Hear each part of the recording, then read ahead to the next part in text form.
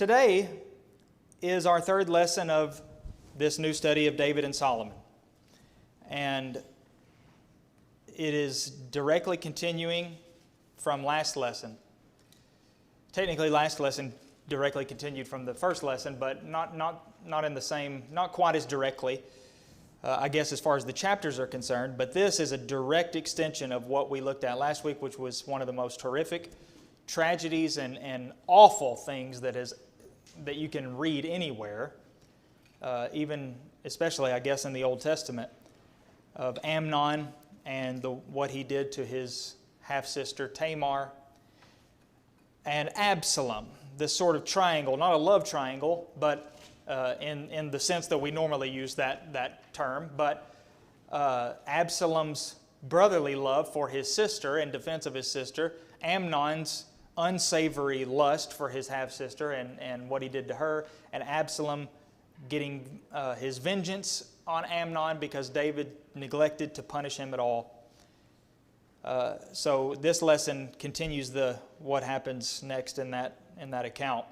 But in Paul's sermon in Antioch of Pisidia, he talked about how God took Saul, King Saul, out of the throne, off of the throne, and replaced him, or would replace him, with a young man named David.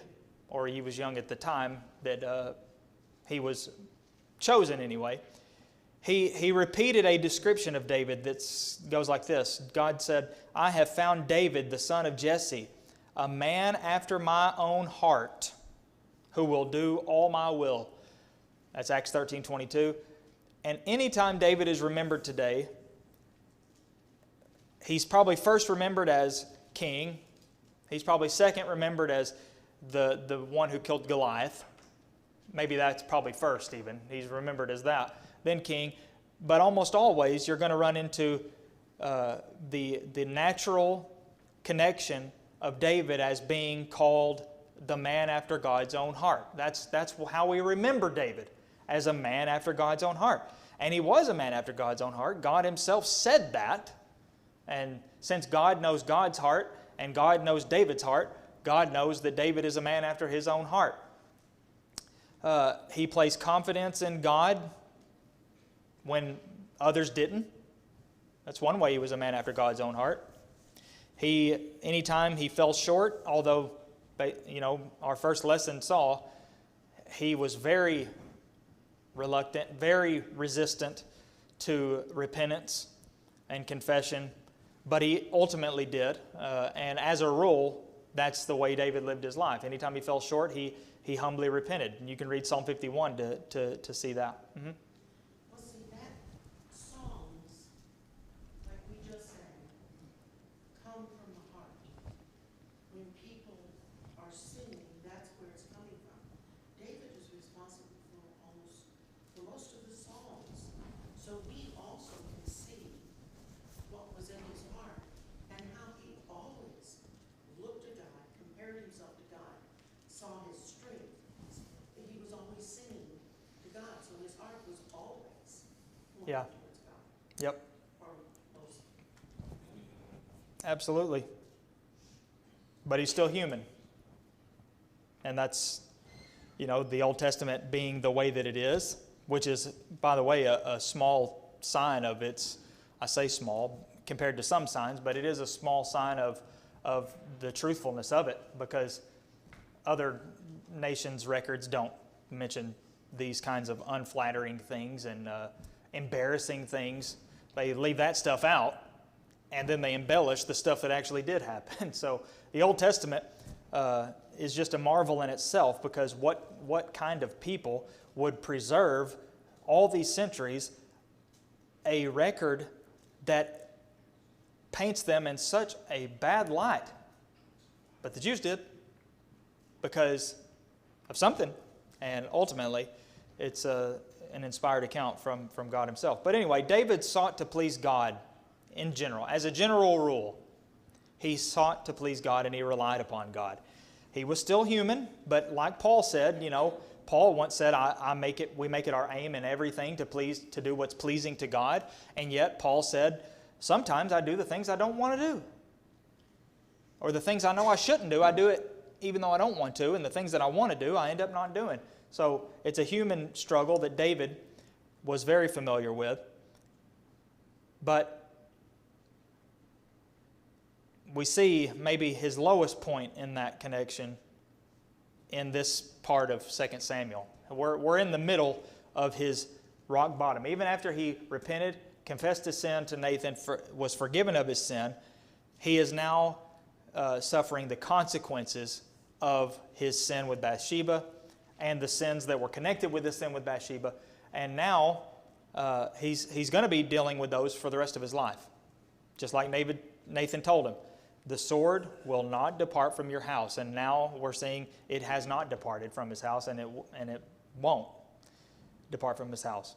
He endured the death of that child that was born from his adultery with Bathsheba. Then now he's mourned the loss of his firstborn son, Amnon, killed by his, third son, Absalom. And now his son Absalom has run away. But it doesn't seem like that changed the way David felt about him. He loved his son. He knew that something needed to be done, obviously, but he also seems to have felt a little guilty, or he felt hesitant, maybe in a slightly different way than he was hesitant with Amnon. But nevertheless, he knows that what's happening is the fulfillment of what Nathan said to him. The sword shall never depart from your house. And David did not let Absalom return to Jerusalem until he was finally convinced to do so by one of his right-hand men, Joab. But this was going to create some more complications, as we'll see in our lesson today and next week, Lord willing, for that matter. Okay, what do we know about Absalom? Well, 2 Samuel 14, 25 through 27 gives us a little description of Absalom. The Bible very rarely focuses on somebody's physical appearance. It's a very rare detail, one way or the other. But occasionally, on a very few occasions, I should say, it does point this out. Saul, David, he was ruddy and he had beautiful eyes. Just such a strange detail, isn't it? Whenever Samuel goes to meet David and God's going to point him out to him as he's going to be the one to take Saul's place. Saul was, said to be more handsome than everybody else in the whole nation, and he stood head and shoulders above everybody else. There must be a reason why, in these rare instances, the physical appearance is a given or referenced in some way. Well, maybe most of all, more than any of the other instances, Absalom's physical appearance is described. So, here's what it says. Now, in all Israel, there was no one so much to be praised for his handsome appearance as Absalom. From the sole of his foot to the crown of his head, there was no blemish in him. And when he cut the hair of his head, for at the end of every year he used to cut it when it was heavy on him, he weighed the hair of his head, a certain amount of weight, which is debated by scholars. The ESV says 200 shekels. That is supposed to maybe be an error, and it's supposed to say 20 shekels. But anyway, the point, regardless of the unit of measurement, the point is that he had a big old head of hair. And it grew a lot. And he had to cut it because it was so heavy on him. Now, I don't know about you. Maybe some of you ladies could attest to this more than I can. I do tend to have a nice bushy head of hair that does have complications of its own, but I would never say that it starts to feel heavy on me or making me feel like on a summer day, like, boy, I need to cut my hair because this is more heat than I would be experiencing if I had shorter hair. But this guy must have had some kind of thick head of hair. And it apparently played a role in his general appearance. Yep. I can attest, before Kaya cut her hair, she would have to cut it every 3 months, 6 inches, and it was at least a pound long. It was that heavy. Thick hair. She has, the rest of us had thick heads, but she had thick hair. She got the thick hair. Really honest. In addition to the thick head, I guess. She would ship it off to people who have cancer. She would always cut off about a foot. That might be a precious commodity for that kind of use. Big, thick hair like that. I think any in the congregation can tell you her hair grew like that. Well, apparently Absalom's did too. And he, again, the language seems to suggest that he didn't have to cut it, but in a way he had to cut it because it became an inconvenience. It was cumbersome. So if we think about the context here, verse 24 or verse 23 says that Joab arose and went to Geshur, where Absalom had been hiding or staying in refuge, I guess, for a couple of years. And the king said, "Let him dwell apart in his own house. He is not to come into my presence." So Absalom lived apart in his own house and did not come into the king's presence.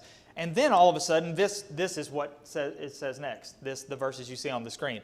Now in all of Israel, there was no one so much to be praised for his handsome appearance as Absalom. Now what? That seems so sudden and random. But there's a reason for this. As petty and vain as it might be,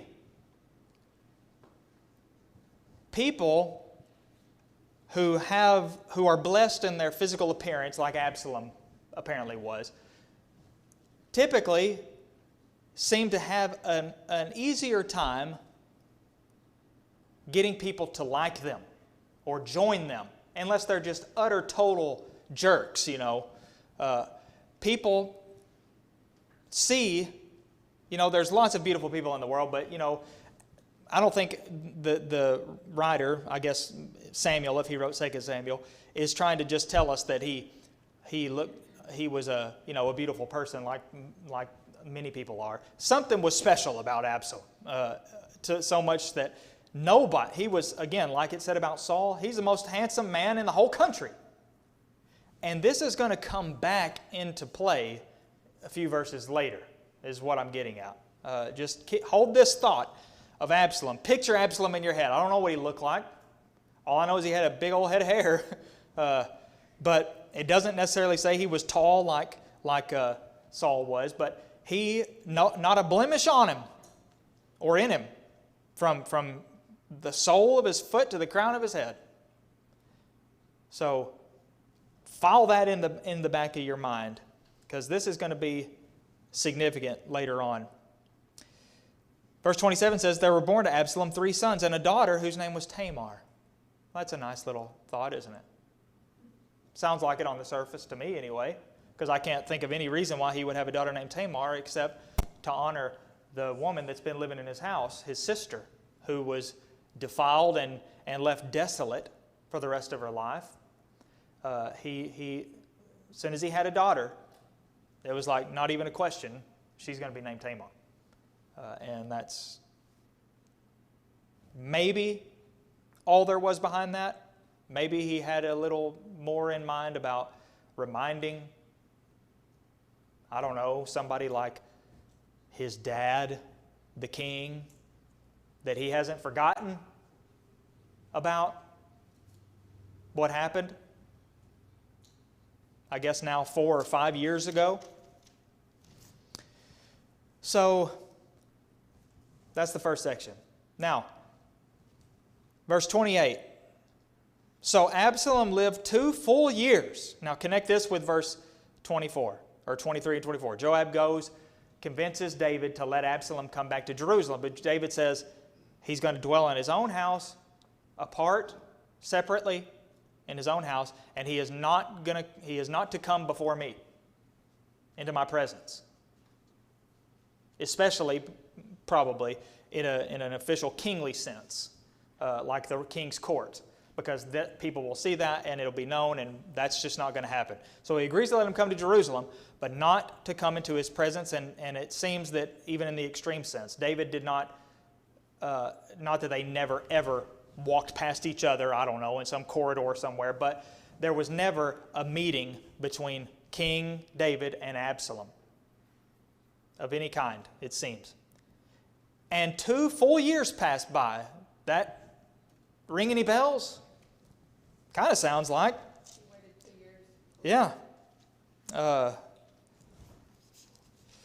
After 2 full years, chapter 13, verse 23, that was Absalom lying in wait for Amnon.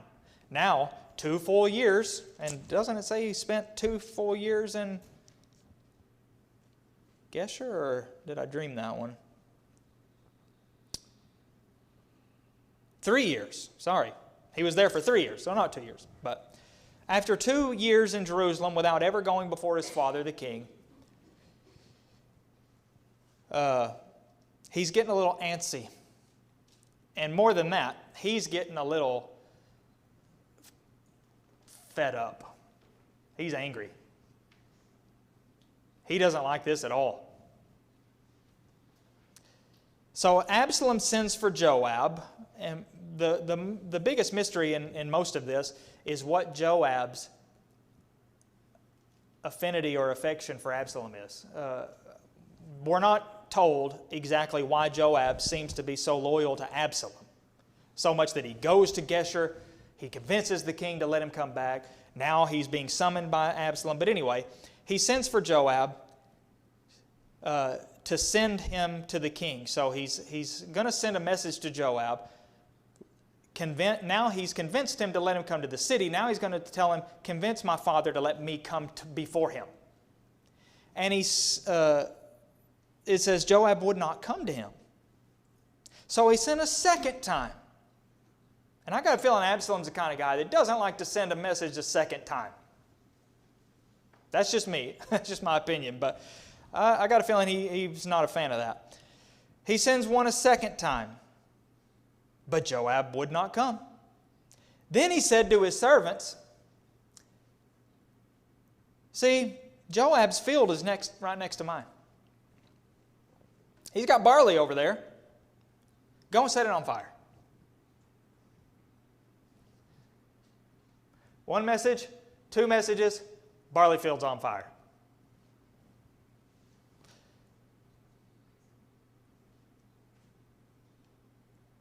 Then Joab arose and went to Absalom at his house and said,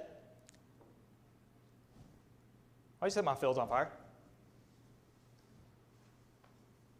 Couldn't help but notice my barley field's burning. And some way or another, it was clear to Joab that Absalom did it. I think that was kind of the whole point. It would have been meaningless if it wasn't made clear that Absalom did that, because the whole point was to get his attention so he would come to him. Well, it worked. Why have you set my field on fire? Or your servant set my field on fire? Absalom answered Joab, behold, I sent word to you. I called you. Didn't you see my calls? Didn't you see my missed calls? Went straight to voicemail the second time. I didn't like that a bit. And then he recounts the whole thing. What's the point of me coming back from Geshur? It would be better for me to be there still. There's no point in me being in Jerusalem like this. Now, therefore, let me go into the presence of the king, and if there's guilt in me, let him put me to death. That was bold. Coming from the man who murdered the king's firstborn son. That almost seems to me like a taunt of David more than anything. He knows he ain't going to do it. So Joab goes to the king and tells him, and he summoned Absalom. So he came to the king and bowed himself on his face and to the ground before the king, and the king kissed Absalom. Basically, finally, after 2 full years, father and son have reunited for the first time. Even though Absalom came to the city 2 years ago, this is the first time they have come back together as two individuals even, but especially as father and son. So it sounds like all happy, cheery times, right? Notice the implication is obviously that David did not put Absalom to death, which means that David did not find any guilt in Absalom. But that's just between the lines, I guess. Sounds like happy times, but is it really? Well, let's see. Chapter 15 says, after this, Absalom started making some strange moves. First, he got himself a chariot and some horses. And then he got 50 men to run before him. Apparently this was unusual. This wasn't something that the king's sons normally had. Almost sounds like something you'd see a king have, though, isn't it?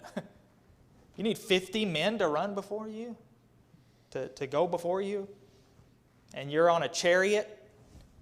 You're not even going to ride on a horse. Horse is probably a luxury to have for many people in the city of Jerusalem, but he's not even going to ride a horse. He's going to ride in the chariot. And Absalom used to rise early and stand beside the way of the gate. And when any man had a dispute to come before the king for judgment, Absalom would call to him and say, "From what city are you?" And when he said, "Your servant is from such and such tribe in Israel," Absalom would say to him, "You see, your claims, you're right. You're good. Your claims are good and you're right. You're absolutely right. But there's no man designated by the king to hear you." Yeah, this is a snake is what this is. A slithery snake. Politicking is the perfect word for what he's doing. You're absolutely right. He listened to their complaints or their claim, their dispute, and he said, "You're absolutely right." I wonder if he turned that then to the other guy, if there was two people, which usually I don't think they would come together. It would be somebody coming to tell the king, this person over here has done something. But I bet it didn't matter what they said. This is what the text seems to be saying. This is what Absalom did every time. You're absolutely right. You've got a good case, but there's nobody to take it for you, for the king, before the king. Then he'd say, "Oh, that I were a judge in the land. Then every man with a dispute or cause might come to me, and I'd give him justice." Now, this is practically a campaign ad. There's nobody here to defend you people, but if I was a judge or given an official title and role, I would give everybody that comes with a dispute or cause, they could come to me and I'd give them justice. Another kind of subtle slap in the face of his dad, because can't help but see in this bitterness about Absalom's obvious feeling of not seeing justice delivered by the king. So it's sort of a double thing kind of going on, double meaning. And whenever a man came near to pay homage to him, he would put out his hand and take hold of him and kiss him.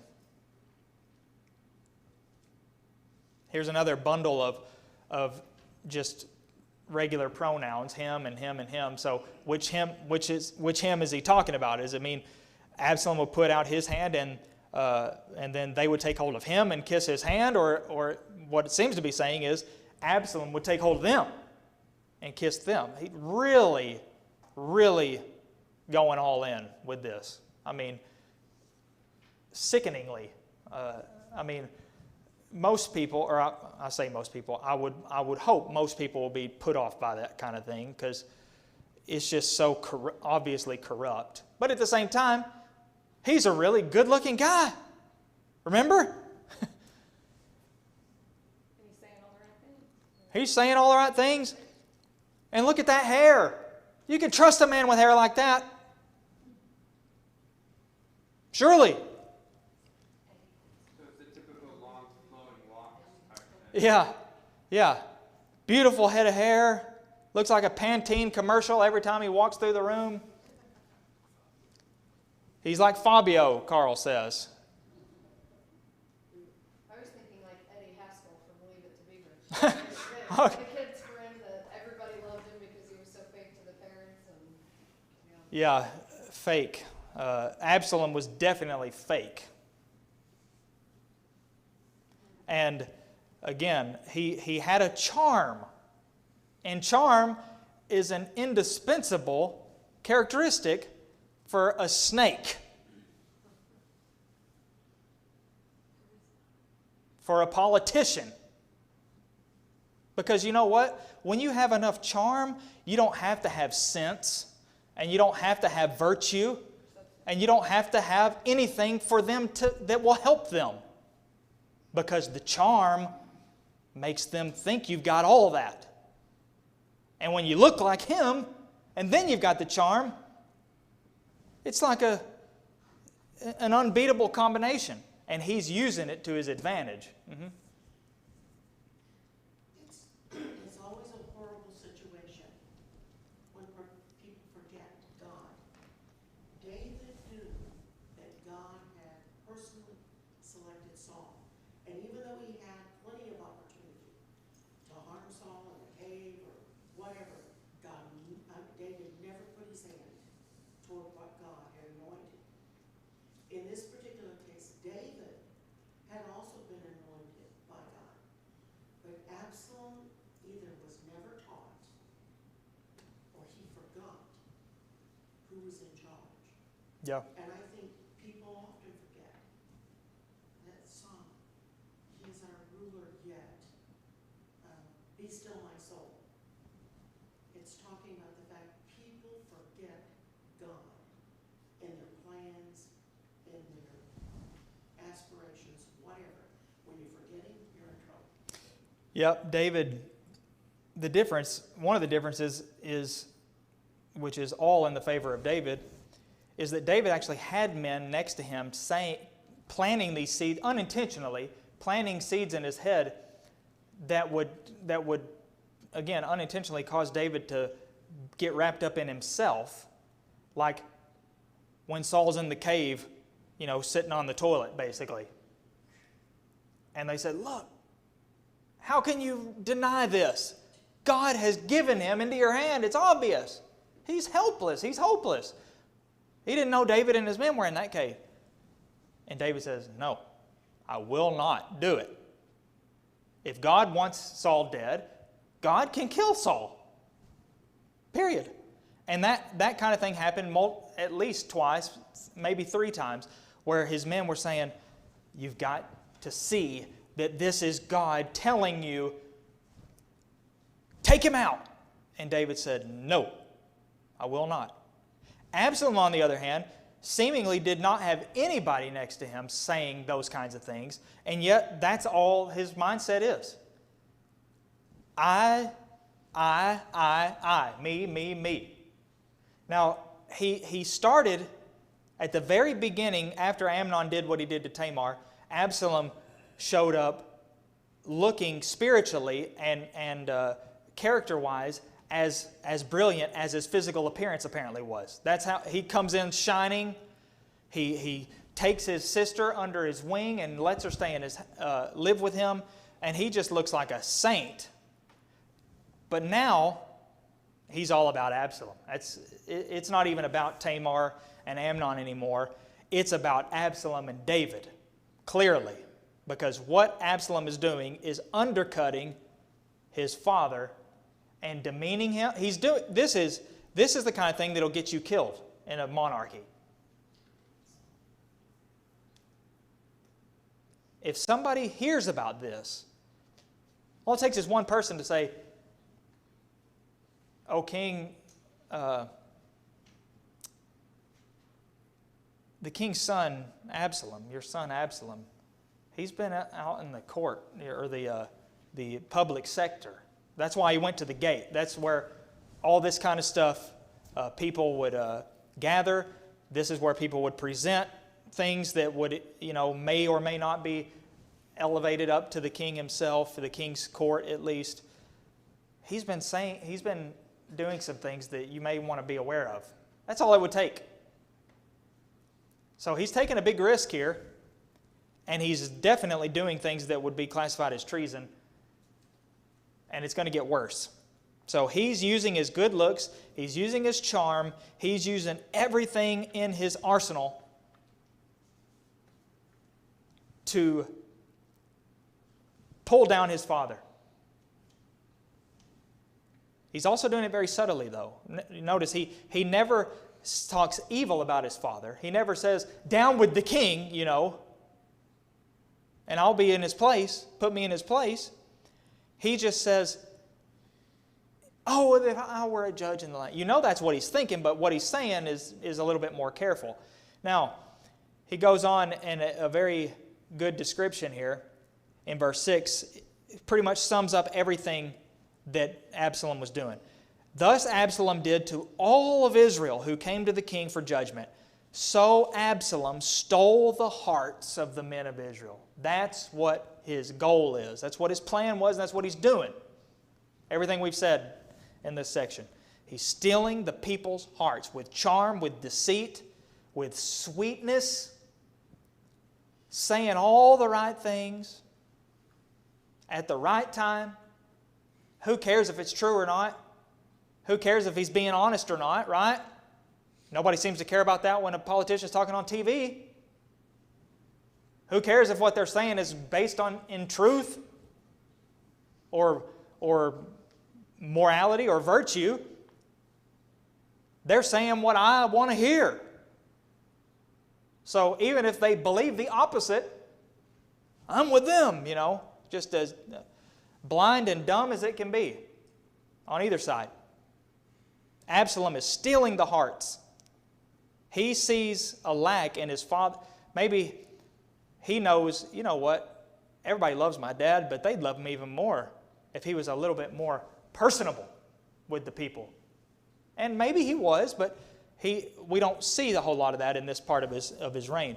So Absalom is just swooping in there, and he's being everything that his father isn't being. And that's why he's successfully stealing the hearts of the people of Israel. So now it says, talk about a snake. He's patient. I guess snakes are patient. I've never looked at one long enough to see if it's patient. I know they're patient after they eat, because I've seen that firsthand, and one of the most terrifying moments of my life. But I don't know if they're patient before they strike, how long they'll hang out somewhere. I'm assuming they probably do for a while. Absalom is kind of like that, because now, again, we see another reference of years. At the end of 4 years, and again, probably a number error. If your version says 40 years, clearly an error by one of the copyists or on one of the manuscripts. Should say 4 years. If you ever look at what Hebrew looks like, even in computerized, nice font, it doesn't take long to see how you could get some of the characters mixed up, even if that's your language. But then think about handwritten Hebrew, and it just is multiplied even more. So 40 and 4 would look very similar. But anyway, after 4 years of this, 4 years of what? 4 years of sweet old Absalom being the hero that everybody's been waiting for. They all love him.